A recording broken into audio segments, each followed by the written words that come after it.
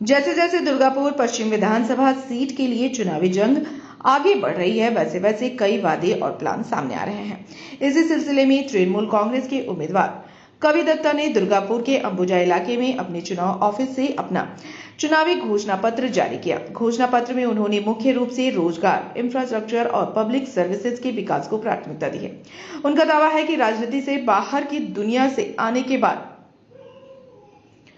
उन्होंने बेरोजगारी को दुर्गापुर की सबसे बड़ी समस्या के रूप में देखा है। उन्होंने उस समस्या को हल करने के लिए नए इंडस्ट्रीज लगाकर युवाओं के लिए रोजगार के मौके बनाने का भरोसा दिया है। उन्होंने यह भी घोषणा की है कि कर्मभूमि नाम का एक पोर्टल लॉन्च किया जाएगा, जिसके जरिए स्थानीय युवाओं के लिए नौकरी के मौके बढ़ाए जाएंगे।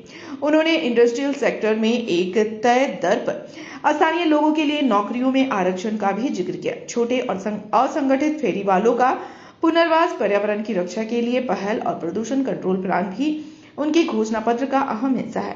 इसके साथ ही पीने के पानी की सप्लाई और सीवेज सिस्टम के विकास को खास अहमियत दी गई है। कवि दत्ता ने हेल्थ और एजुकेशन के क्षेत्र में भी कई वादे किए। उन्होंने दुर्गापुर के अलग अलग जरूरी इलाकों में मॉडर्न हेल्थ सेंटर बनाने और स्कूल फीस को कंट्रोल में लाकर सभी के लिए सस्ती शिक्षा देने का ऐलान किया। उन्होंने रिहेबिलिटेशन से जुड़ी जमीन के रिन्यूअल, म्यूटेशन और पट्टा जारी करने के प्रोसेस में तेजी लाने का भी वादा किया।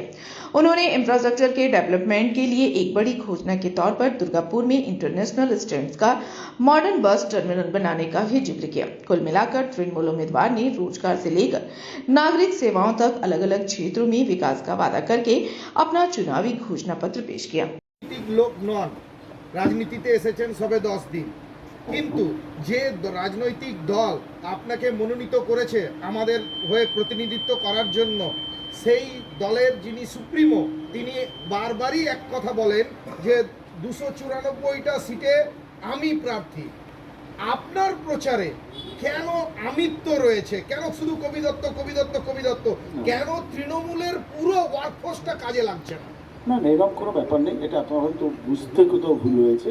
এরকম কিছু ব্যাপার নেই। আমি তো গল্পই নেই, আমি তো নট ইভেন, আমি তো এখনো প্রপারলি জয়েন নাই। অনেক কন্ট্রোভার্সি হয়েছে এখানে, আপনার সাথে আর কেউ নেই কেন? না, থাকবে কেন?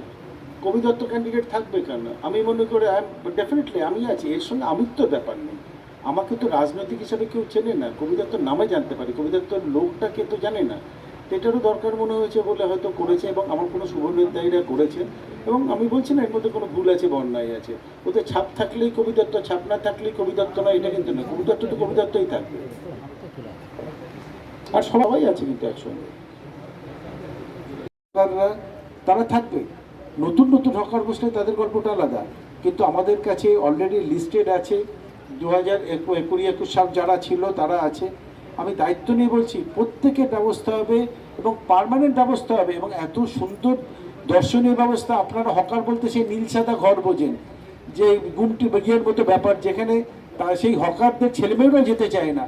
আমরা যেটা করে দেবো দ্যাটস এ কিয়স্ক, সেটা অলরেডি আন্ডার কনস্ট্রাকশন। আপনারা হয়তো কেউ কেউ দেখেও থেকেছেন, আমাদের স্যাম্পল তৈরি হয়ে গেছে।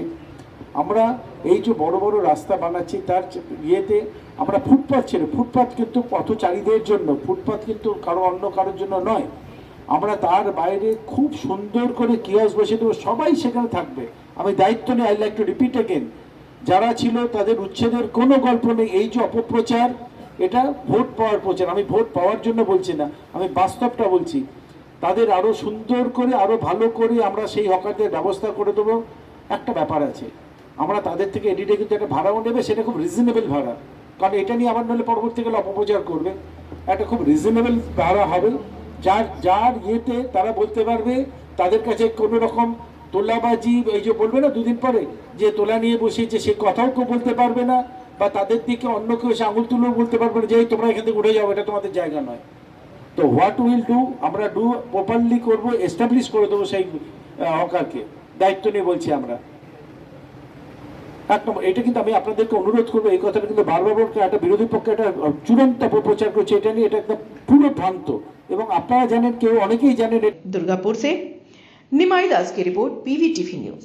रानीगंज में इतने लग्जरी रूम, वो भी इतने कम प्राइस में। सो मैं बात कर रही हूँ रानीगंज के NSD रोड में लोकेटेड होटल अतिथि इन के बारे में। यहाँ पे आपको फैमिली, फ्रेंड्स और कॉर्पोरेट के लिए रूम्स मिल जाएंगे, वो भी सिर्फ 1500 स्टार्टिंग प्राइस में। यहाँ पे आपको super deluxe room, Dulux room, regular room के साथ साथ प्योर वेज रेस्टोरेंट, जहाँ से आप अपने रूम तक टेस्टी फूड ऑर्डर्स कर सकते हैं। ये होटल हाइजीनिक और क्लीन होने के साथ साथ 27 हेल्पिंग फैसिलिटी भी देती है। High speed wifi, TV with fully AC interior, 24/7 room service, good ambience, clean cupboards, separate geyser facilities, clean washrooms, smoking area. अगर आपका भी प्लान है रानीगंज में स्टे करने के लिए, तो आपके लिए ये एक अच्छा ऑप्शन हो सकता है। आप यहाँ पर रूम ऑनलाइन प्लेटफॉर्म मेक माई ट्रिप से भी बुक कर सकते हैं। अगर आप मेरी वीडियो दिखाते हैं तो आपको मिलेगा एक्स्ट्रा 20% ऑफ। अतिथि इन होटल आपको रानीगंज स्टेशन से 5 मिनट वॉकिंग डिस्टेंस पे मिल जाएगा। और इन्फॉर्मेशन के लिए आप इन्हें कॉल भी कर सकते हैं। Thank you for watching.